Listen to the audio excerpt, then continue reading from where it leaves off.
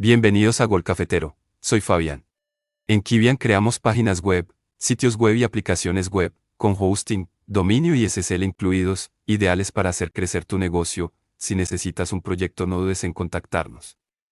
Me ayudarías muchísimo apoyando este proyecto suscribiéndote a Kivian y siguiéndonos en nuestras redes sociales. Y hoy vamos a hablar de una pregunta que cada vez resuena con más fuerza en el fútbol mundial. ¿Kylian Mbappé es realmente el problema en sus equipos, o simplemente es el reflejo de algo mucho más profundo? La reciente destitución de Xabi Alonso como entrenador del Real Madrid ha vuelto a encender el debate, sobre todo después de que se viralizaran varios videos donde se ve a Mbappé negándose a hacer el pasillo junto a otros compañeros, incluso cuando el propio Xabi exige que lo hagan, una escena que para muchos simboliza algo más grave que una simple desobediencia, el choque entre la autoridad del entrenador y el ego de las estrellas.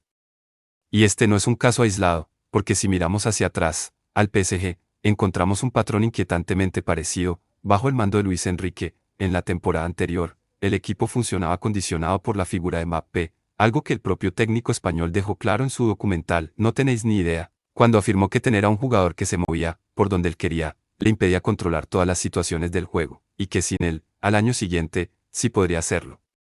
Lo dijo con total seguridad, y el tiempo le dio la razón. Mbappé se marchó, y el PSG no solo ganó la Ligue 1, sino que arrasó, conquistó títulos y se metió en finales, jugando como un bloque, sin depender de una sola figura, demostrando que, al menos en ese contexto, la salida de la superestrella liberó al equipo.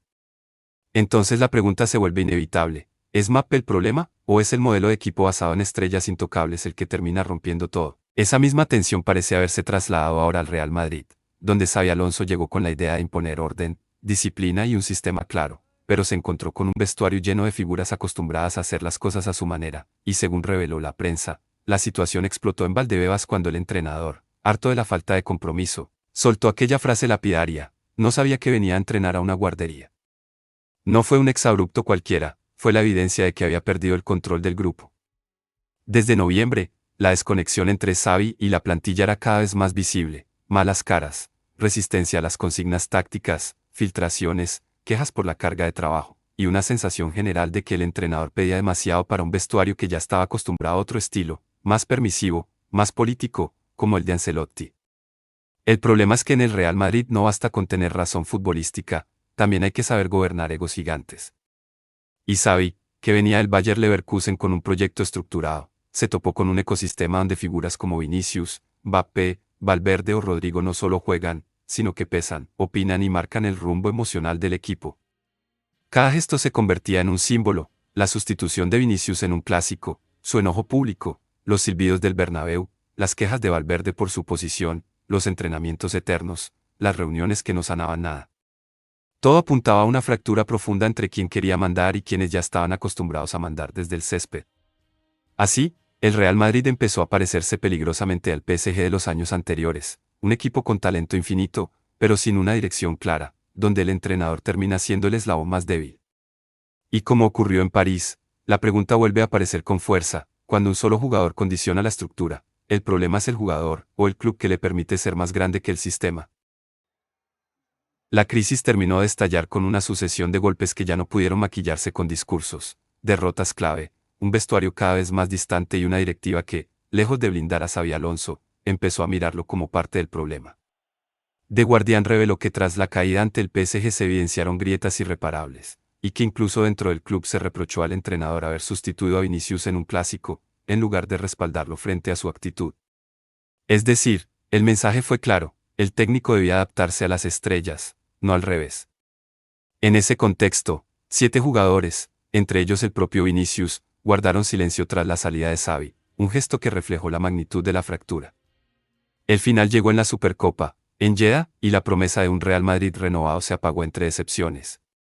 Xavi no fracasó solo por resultados, sino porque no logró convencer a las figuras de que su plan merecía ser seguido. El entrenador gritaba buscando orden, mientras el vestuario respondía con gestos de indiferencia. Y entonces apareció la solución de Florentino Pérez, Álvaro Arbeloa. Un técnico sin experiencia en la elite, pero con un perfil más conciliador, más cercano al gestor de egos que al obsesivo táctico. Su llegada fue leída como un intento de calmar las aguas, de devolverle al vestuario una sensación de comodidad. Sin embargo, el debut fue un golpe brutal: derrota en Copa ante el Albacete, un partido desordenado, sin alma, sin jerarquía, que reforzó una sensación inquietante: ahora mismo, en el Real Madrid, no hay nadie al volante. Arbeloa transmitió poca energía, apostó por combinaciones extrañas, dejó fuera nombres importantes y no hubo rastro de líderes claros. La pregunta ya no es solo si Xavi fracasó, sino si el problema es tan profundo que ningún entrenador podrá gobernar este grupo sin chocar con sus egos. Y aquí el espejo del PSG vuelve a ser inevitable. Luis Enrique lo dijo sin rodeos: con Mbappé en el campo, había situaciones que él no controlaba. El francés era tan determinante que obligaba al equipo a girar en torno a su libertad. Cuando se marchó, el PSG dejó de ser un conjunto de satélites alrededor de una estrella y se transformó en un bloque. Ganó títulos, compitió mejor, recuperó identidad. No porque Mbappé sea malo, sino porque su peso era tan grande que desfiguraba el sistema. Está ocurriendo lo mismo en Madrid. Se está construyendo un equipo para ganar, o para satisfacer jerarquías. Hoy ya se habla de otro giro radical. Florentino Pérez considera a Jürgen Klopp como próximo entrenador y sueña con un fichaje galáctico como Erling Haaland. Un movimiento que, en teoría, devolvería ilusión, pero que también plantea un riesgo enorme: ¿no sería alimentar aún más la lucha de egos? Mbappé, Vinicius, Haaland, Bellingham, todos en un mismo vestuario, todos acostumbrados a ser el centro del universo. ¿Quién manda ahí? ¿El entrenador o las estrellas? La historia reciente nos da pistas inquietantes: cuando el poder del jugador supera al del sistema, el proyecto se vuelve frágil. Xabi Alonso chocó contra ese muro. Arbeloa ya siente la presión. Y el club parece buscar soluciones en nombres rimbombantes, cuando tal vez el problema no esté en el banquillo ni en el mercado, sino en una cultura donde obedecer al entrenador empieza a verse como una opción, no como una obligación. La gran duda es si el Real Madrid está dispuesto a cambiar eso, o si seguirá repitiendo el mismo ciclo. Llega un técnico con ideas, choca con los egos, se quiebra la autoridad y el club vuelve a empezar desde cero.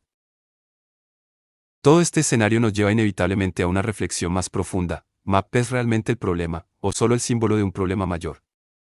Porque cuando observamos lo que ocurrió en el PSG y lo comparamos con lo que hoy vive el Real Madrid, el patrón se repite.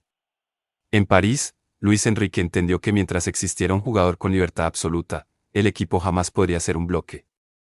Mbappé no era conflictivo en el sentido clásico, pero su estatus lo colocaba por encima del sistema. El equipo debía adaptarse a él, no al revés. Y cuando se marchó, el técnico recuperó el control. El año que viene lo controlaré todo, dijo. Y lo cumplió: títulos, orden, identidad, un PSG más colectivo y menos dependiente. En Madrid, Xabi Alonso intentó algo similar: imponer una idea, exigir disciplina, ordenar jerarquías. Pero chocó con una realidad muy distinta. Aquí no hay una estrella, hay varias. Vinicius, Mbappé, Bellingham, Rodrigo, Valverde, todos con peso, todos con voz, todos con una imagen global que trasciende al club. Y cuando un entrenador joven, sin el aura de Ancelotti, intenta poner límites, el vestuario responde con gestos, silencios, miradas, filtraciones. La famosa escena del pasillo, donde Mbappé y otros jugadores ignoran la orden de Xavi, es más que un detalle, es una señal. La autoridad del entrenador ya no es incuestionable. Arbeloa hereda ese problema. No recibe un grupo vacío, recibe un vestuario cargado de egos, de frustraciones, de tensiones internas. Su perfil conciliador puede servir para calmar, pero también puede reforzar la idea de que aquí manda el jugador. Y si eso ocurre, su destino no será muy distinto al de Xavi. Por eso, cuando se habla de Klopp y Haaland, la ilusión choca con la realidad. ¿De verdad otro entrenador y otra superestrella solucionan algo si la base sigue siendo la misma? ¿No estamos, más bien, alimentando una hoguera que ya arde demasiado?